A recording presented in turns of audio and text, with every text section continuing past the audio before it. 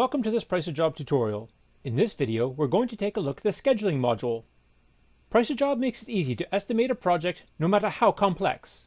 However, when it comes to coordinating the scheduling of all these various jobs, it's easy to see how stressful an experience that could be. But Price a Job takes care of you with that as well.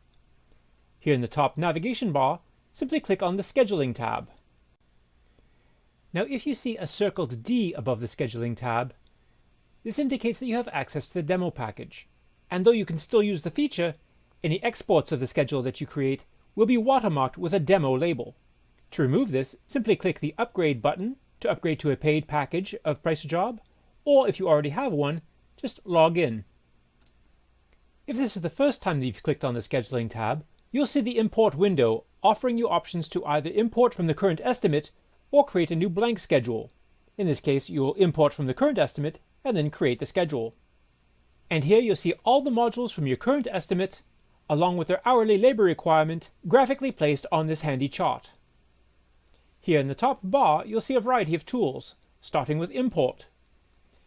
Here you can select any modules that have not already been imported into the schedule. So for example, if we were to remove one of these modules, and then click on the Import button, we would see that all of the modules of our current estimate have already been imported into the schedule, with the exception of Windows. So for that, we would simply select Windows, and then Import. And Price a Job will import that module into our schedule. Next, we'll take a look at the Templates tool. And here, there are a variety of configurations that we can configure our schedule in. We can either choose Main, which is the default setting when our various modules are imported into the schedule. Or we can also choose Cascade, which will take each of our various tasks and link them one after the other sequentially until the entire job is complete.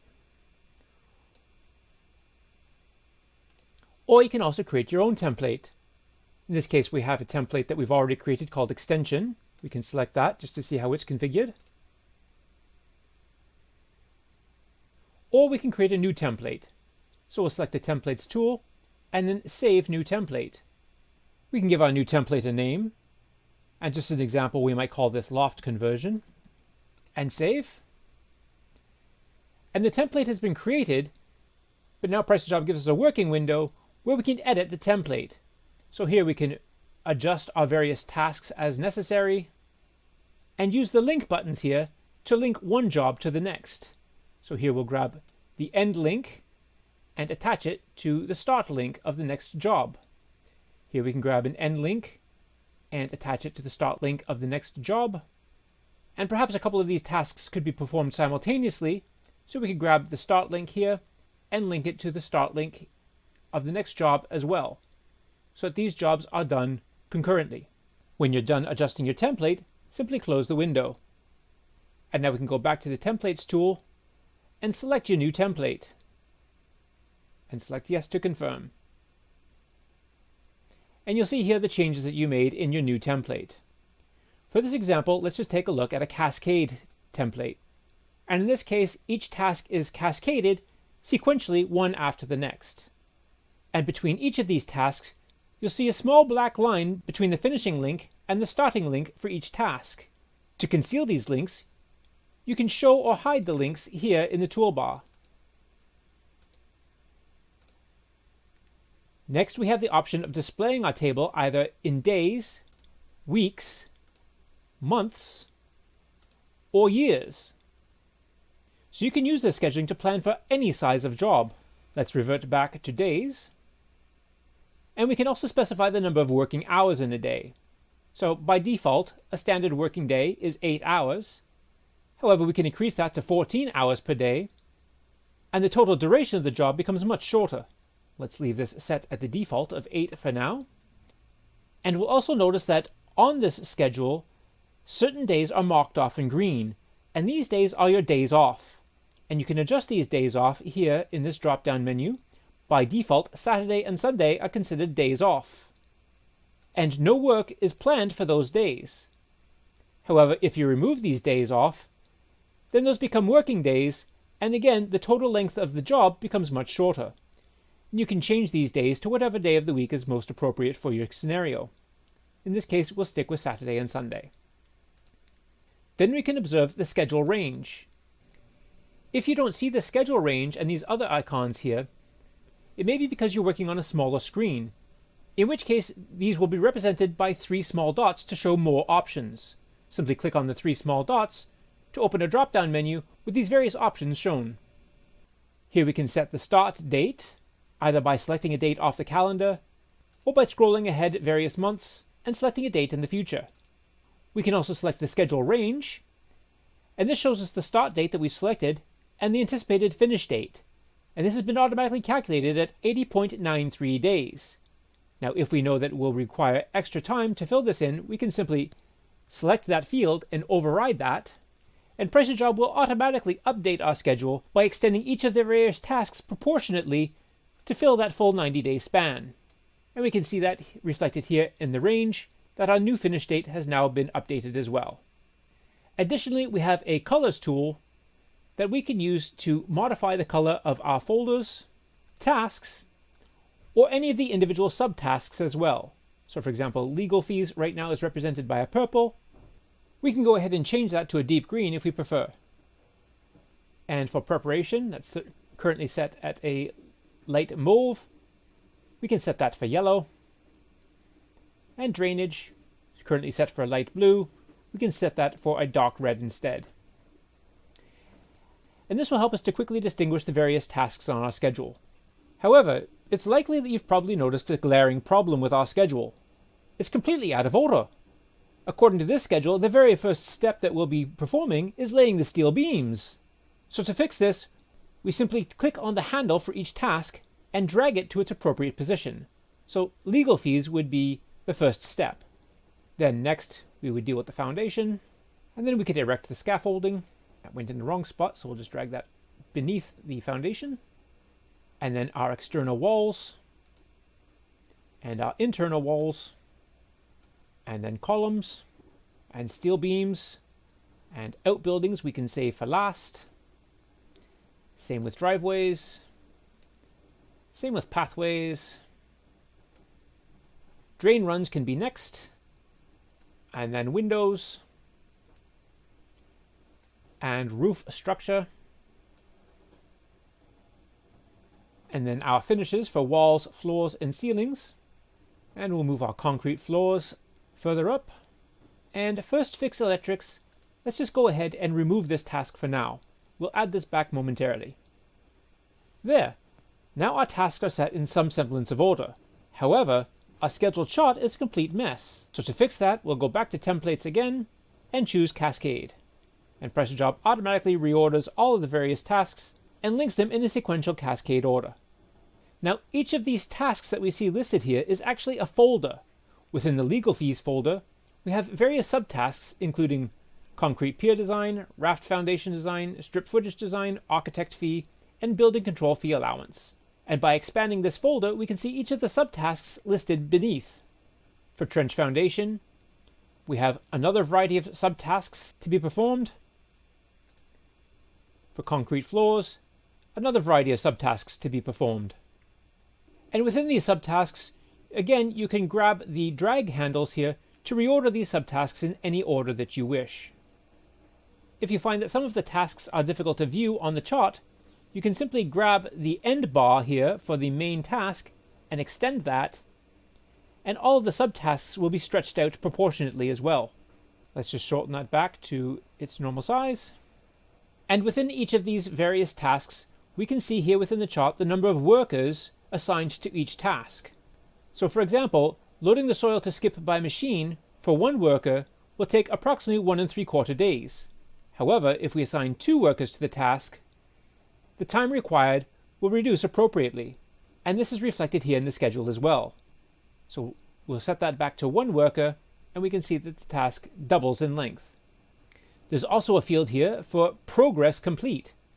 So as your various tasks are being completed, you can go ahead and mark this subtask, say as 50% completed, and automatically the folder for concrete floors is updated to show that it is 5% complete, and here within the schedule we can see that the loading soil to skip is now 50% complete. And again, we can stretch this task out to have a better view, And we can see that the main folder task of the concrete floors is 5% complete, and the loading the skips is 50% complete. And again, we'll just reduce this down to its regular size.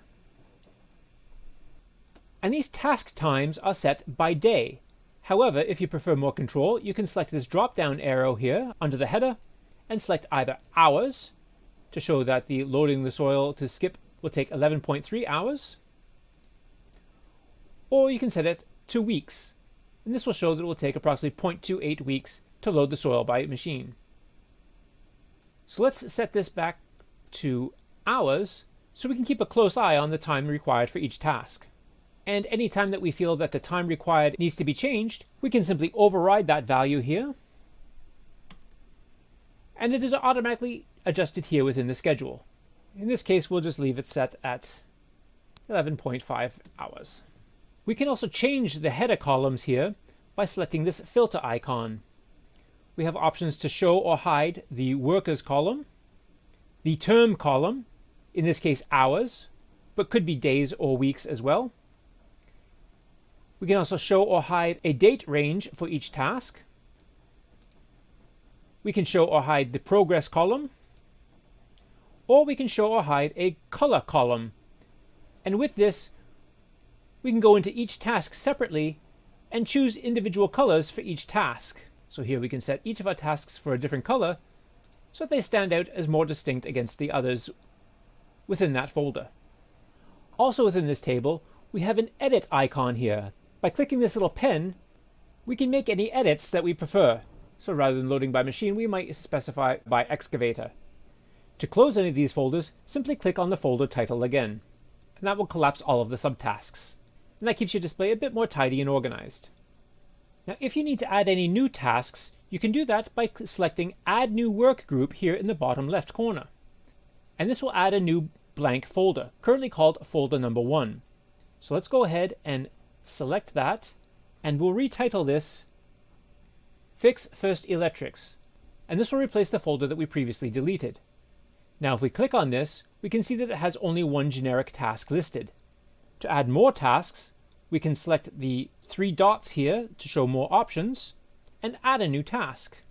And this will add a new subtask to this same folder.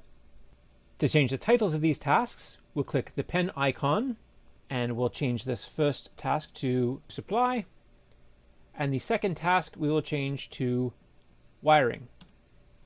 And for the hours anticipated, we can set the supply to 10 hours, and for the wiring, we'll set that at 40.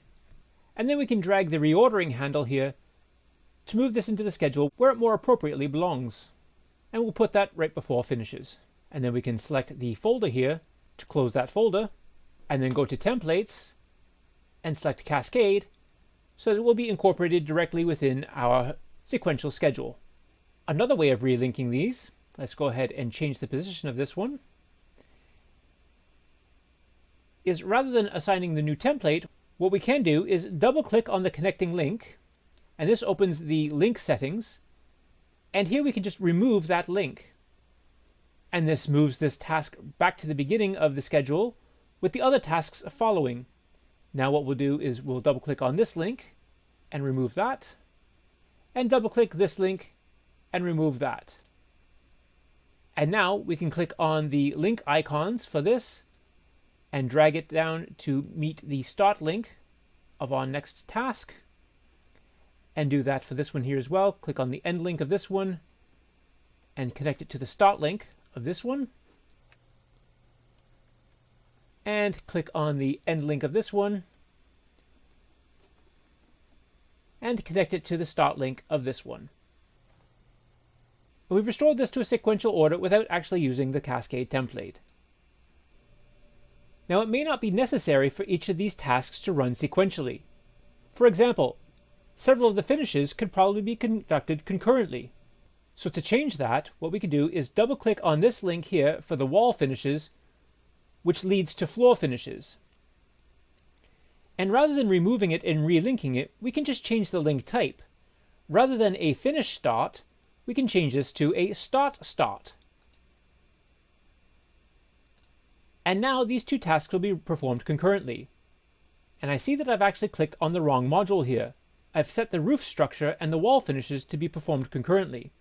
So we'll just double click on that link again and change the link type to Finish Start, so that the roof structure will be completed before the wall finishes begin. But here for the wall finishes, we can double click on this link and change that to a Start.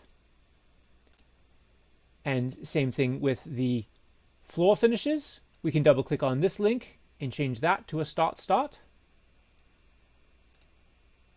And now our wall finishes, our floor finishes, and our ceiling finishes are all scheduled to be performed concurrently. Depending on what this next task is, we might prefer to reassign this to commence after the longest of these tasks is complete. In this case, I don't think it really matters because these are internal finishes and this is an outbuilding, but just for argument's sake, let's click on this link and remove it. And that moves our outbuildings back to the beginning of our schedule. So let's just grab this, and by moving this first task here, all of the linked tasks to this automatically will move with it as well. So once we get that into view, we can simply click on the link button here for the end of this longer task and connect it to the beginning of this next task. There. So now when the longest of the internal finishes is complete, then commencement on the outbuildings will begin. Now for each of these various tasks, we have a variety of options. We can edit this task by selecting the three dots and selecting Edit. Or to open this window as a shortcut, we can just double click on the folder. Here we can give our folder a new title. We can change the color. And so let's change this one to a darker orange. There's also a time offset in hours, which we can use to advance or delay this task relevant to its start date. So for example, -24 would have this task starting a day early, whereas by adding +24, it would delay the task by 1 day. We'll just leave this set at 0 for now. We can also adjust the start date and the finish date and the link scheme, either none, cascade, parallel, or custom. And if we need to, we can simply remove this folder completely. Just cancel for now and stay with the current settings. Also within the extra options, you can add a new task. So for example, let's just expand this wall finishes and we'll add a new subtask to this folder. And here we have our new subtask. If that was an error and we don't need it, we can simply select the three dots for additional options and remove that subtask. And if we have many tasks lined up and some of them have rolled off screen, we can choose the More Options button here to show this task within the schedule. And automatically our schedule will scroll to snap to that task so we can see it on our display. And that is the Show button here to make that task visible. So using the Add Work Group button, we can add as many folders as we need, and to each of these folders we can add as many tasks as we need.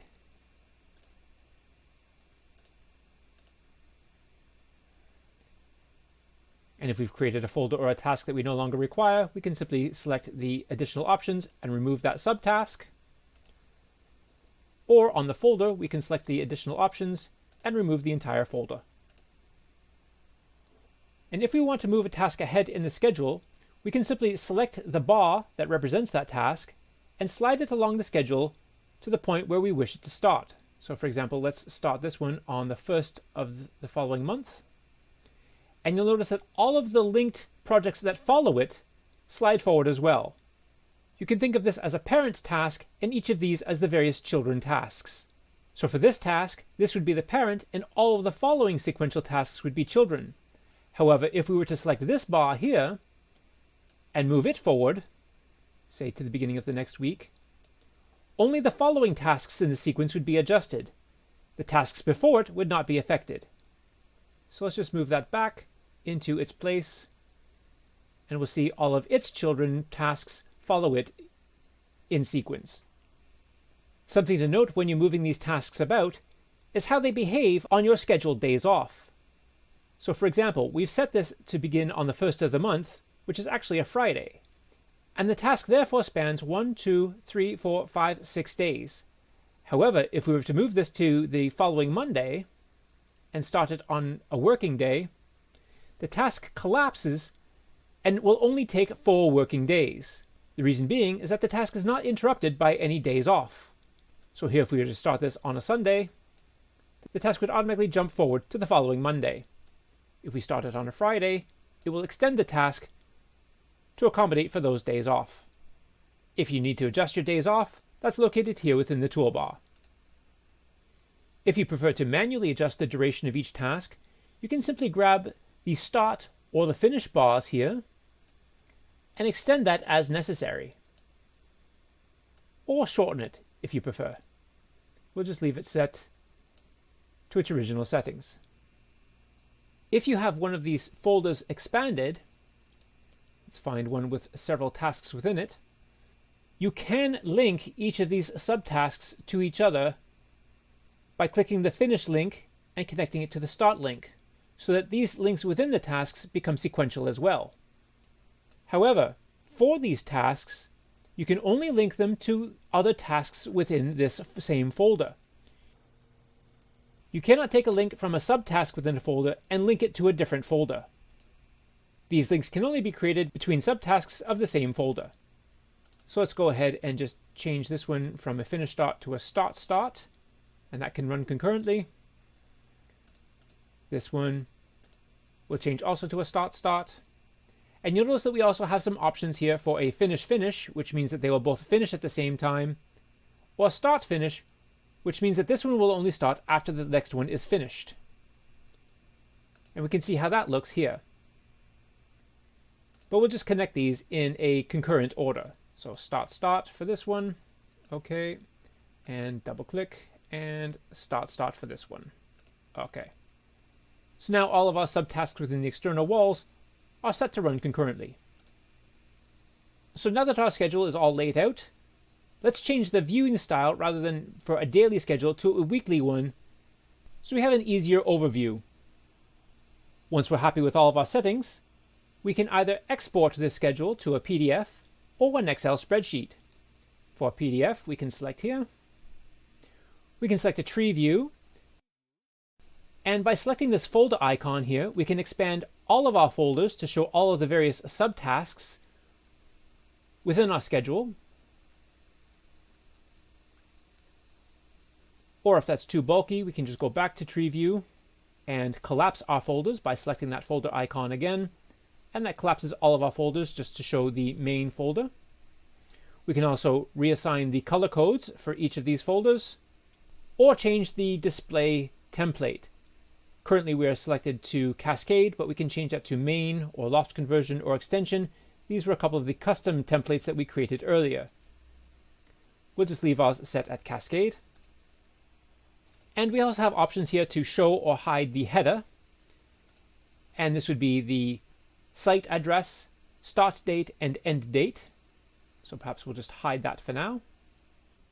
For the labor terms here, under the table, we can select the drop down to change this to show hourly term requirements, days required, or weeks. We'll leave this set at hours for most precision. And if we want to hide these links that are displaying here, we can just close this window for now, hide the links here by clicking the toolbar, and then re-export this as a PDF. And all of our links have been concealed now. When you're ready, you can download this as a PDF file, and it will be automatically downloaded to your downloads folder. And if you'd like to add any other modules to this, we can just go to the project estimate here by clicking estimate in the top navigation bar, and then adding our new module.